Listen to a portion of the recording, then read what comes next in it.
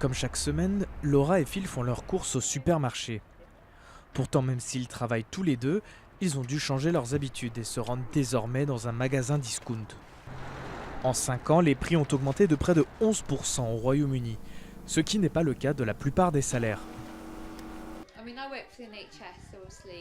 Je travaille pour le système de santé publique, donc les augmentations de salaire sont faibles en ce moment à cause de la pression du gouvernement. Généralement, mon salaire n'augmente que tous les 3 ou 4 ans.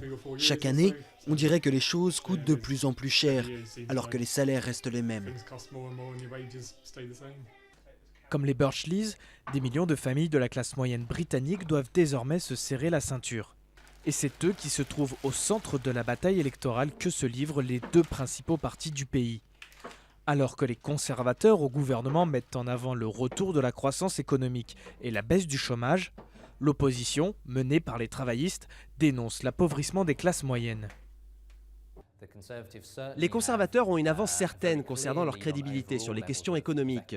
Mais dans le même temps, nous savons que les gens s'inquiètent sur le coût de la vie et par extension sur ce que les performances économiques du pays apportent ou n'apportent pas à leur vie quotidienne. Ce qui pourrait être l'une des raisons pour lesquelles cela n'a pas eu l'impact que les conservateurs espéraient.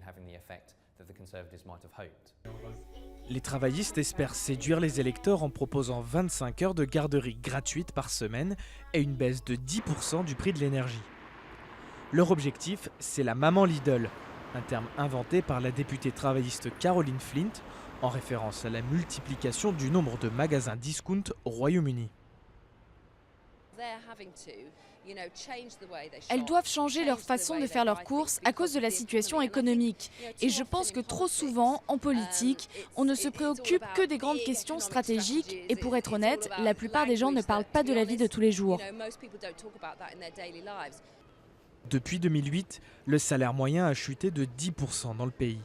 Et les inégalités se sont creusées.